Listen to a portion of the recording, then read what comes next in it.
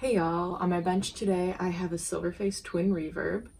It's mostly original. The output tubes are the main problem, so I will be replacing all four. I'll also be doing some general maintenance to ensure reliability of the amp for the foreseeable future. This mostly includes power supply components, bias components, stuff like that. So I'll go over all of that with you as we go along. You can see this amp has been very well loved over the years. I'll probably try and fix some of the cosmetic issues after we're done restoring the amp. So yeah, you can see all of the filter caps are original, some are starting to leak. So we'll be replacing those for sure. This power transformer and output transformer are both stamped for 1970. The choke and the reverb transformer are both stamped for 71. So this amp is a 1971. That is confirmed by the date written on the inside, April 26, 1971. Both of these bias caps are going to be replaced. The screen resistors on the output tube sockets will also be changed. I'll also be replacing the 3-prong cord as it's starting to disintegrate. And then after that, I'll service the amp and then test it and see if there's anything else that needs to be done. The first thing I'm going to do is remove the power cord, just get it out of the way.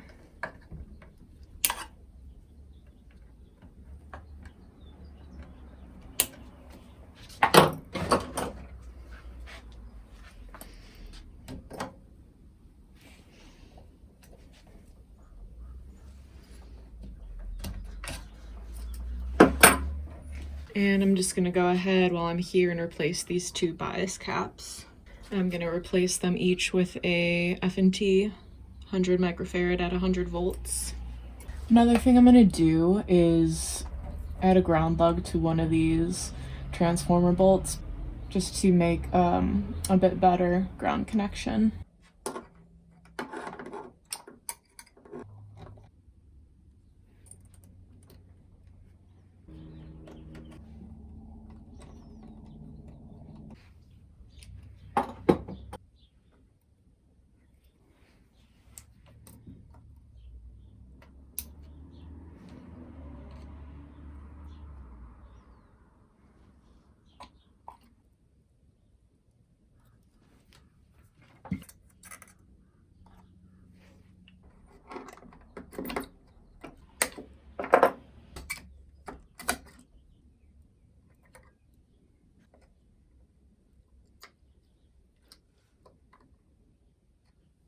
I'm also going to add a little silicone just for keep these bad boys from vibrating loose.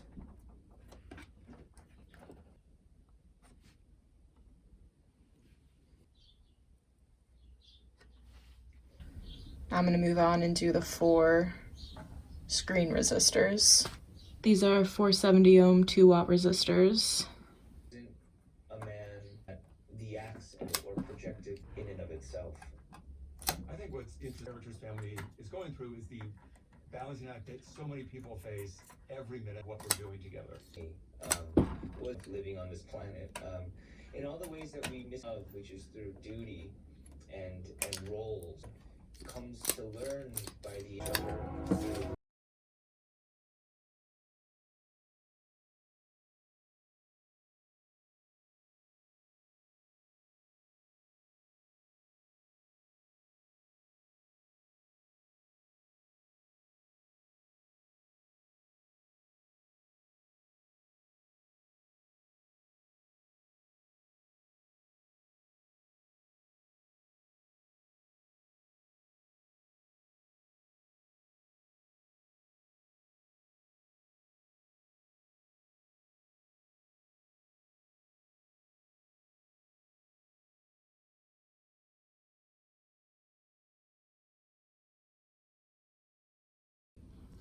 Now I'm going to move on to the filter cap replacement.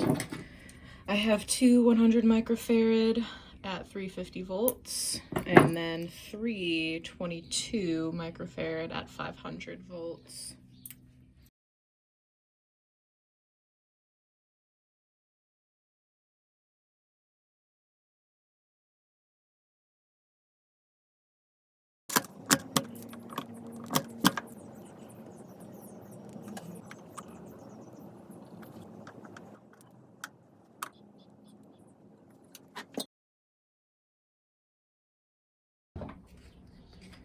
And again, I'm going to apply a little more silicone to these caps.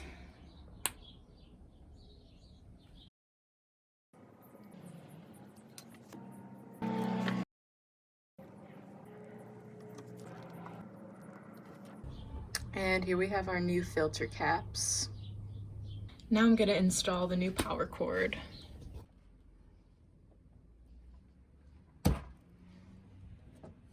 So the ground wire I'm going to run to this ground lug here. Black wire here, white wire here.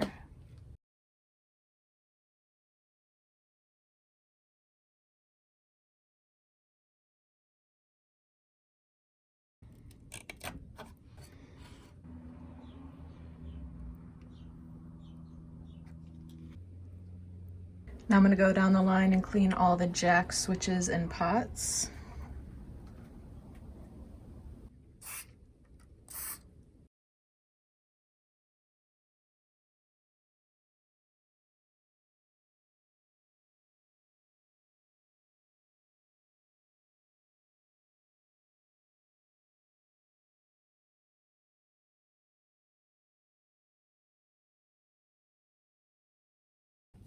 I'm also going to clean out the bias pot.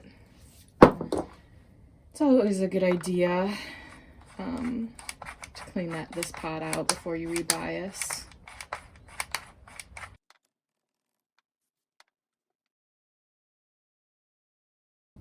Now I'm going to clean and retension the output tube sockets.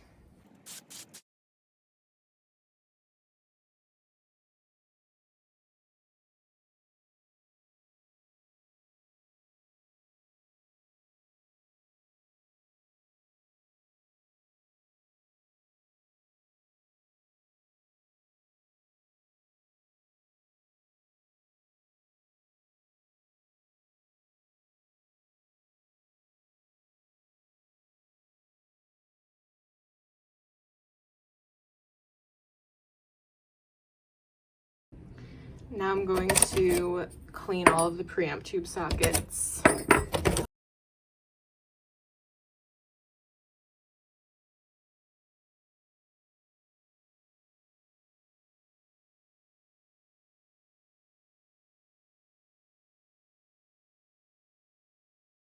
Alright, so the amp has been serviced, all the preliminary work has been done. Before I plug in the new output tubes, I'm going to hook up the amp, turn it on, and measure the voltages on pins 3, 4, and 5 of the output tube sockets. That's the plate, screen, and grid pins. I want to make sure there's correct voltage on each of those pins before I put in the new tubes, just in case there's still an issue like bias isn't present or something. I want to make sure I don't damage any of the new output tubes. Okay, I've got my black probe hooked to ground, and I'm going to be probing with my red probe. Pin 3 here, pin 4, pin 5. All right, so that looks good. We'll go again over here. Pin 3, pin 4, pin 5. So what we're looking for is a negative voltage on pin 5, negative 45 volts, that's about right.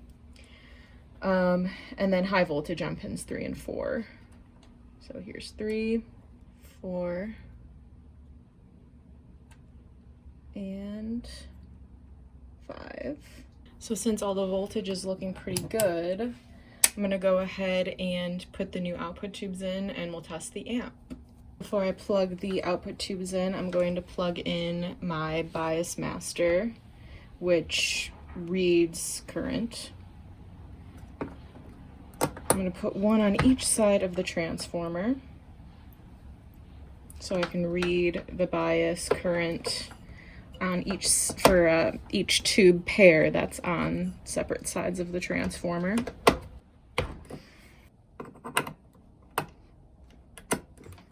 I'm using Softech 5881s, by the way. It's a matched quad.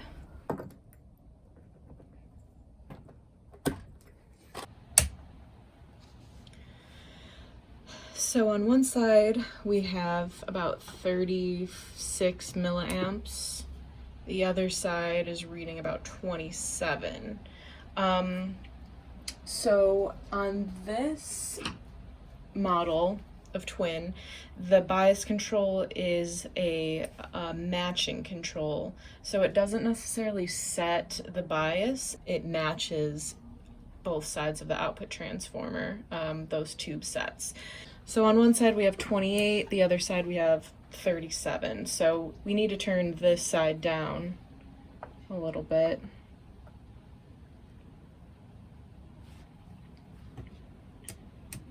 So now we have 33 and 30.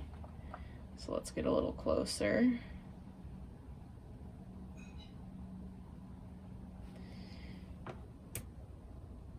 Okay, so we have 32 and 32. So both sides are now matched. This is on the high end of the current that we want. So I'm actually looking for about 27.6 milliamps, which I calculated using the plate voltage. So what I'm gonna have to do is modify the bias circuit a little bit just to bring that current down. And I can do that by changing the value of this resistor right here. Okay, so I have unsoldered one side of this resistor. And what I'm going to do is use this tool. It's a resistor substitution box. Basically, I can create whatever value of resistor I want in order to clip it into the circuit to see where we can get the current without having to just, keep replacing resistors and guessing that way. So this resistor is 15K. The current's a little high, so we need to choke it down a little bit. So I'm going to do that by using a slightly higher resistance value. So I have 15K set on here. I'm going to turn the amp back on and, oh, whoops. I should probably clip it in. All right, so I'm going to add 2K, see what happens. All right, so adding 2K brings it down to 26, which is actually really close. So that would be about 17K total. Let's see what All right, so now we have the bias matched. I'm gonna go through and just check some of these pre's. I actually went ahead and tightened all the preamp sockets too. This one, very microphonic, will have to be changed.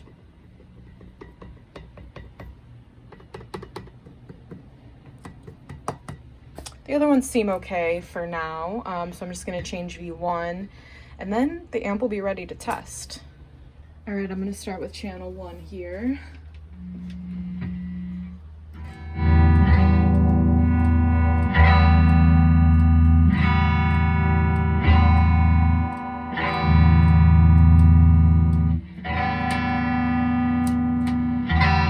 Okay, so all the tone controls work, the bright switch works. I'm gonna test the second input as well.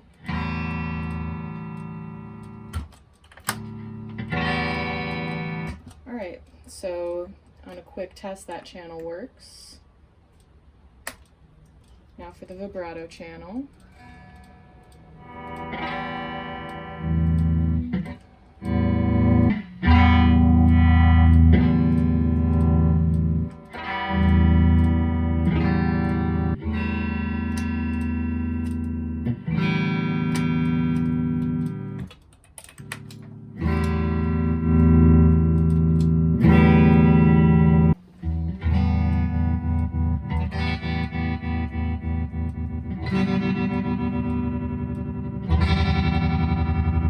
So the vibrato is working on all speeds, so that's good.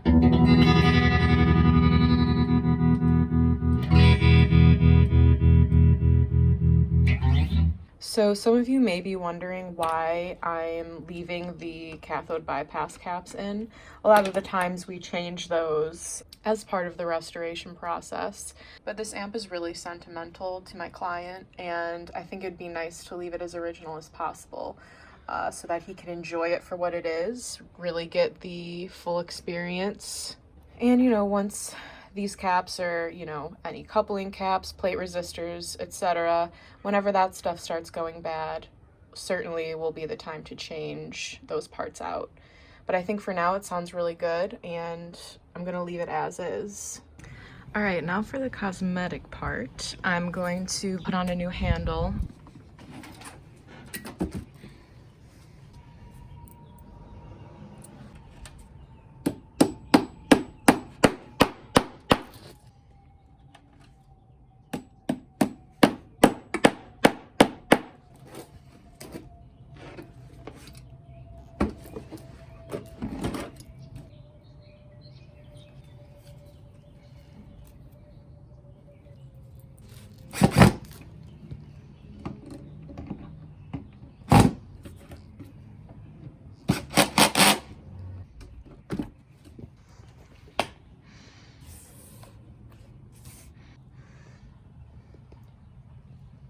All right, I've got this baby all clamped up. I'm just trying to re-glue some of the structural cracks just so this amp doesn't completely fall apart. And I will be gluing down the Tolex that's ripped in the large amounts like this. I'm gonna leave some of the other smaller tears, you know, to keep the patina charm. But I don't want these to continue to peel, so I'm just gonna glue that down. This stuff is really good for Tolex patch-ups. You just apply it to both the side of the Tolex and the wood, and then once it dries, you just stick it down.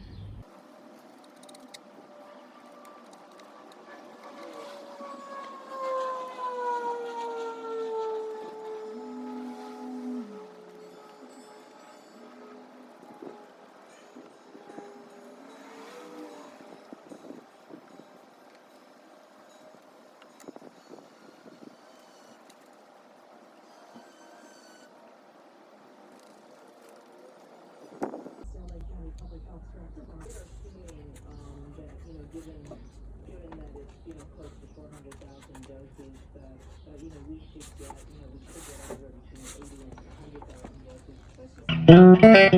100,000 doses.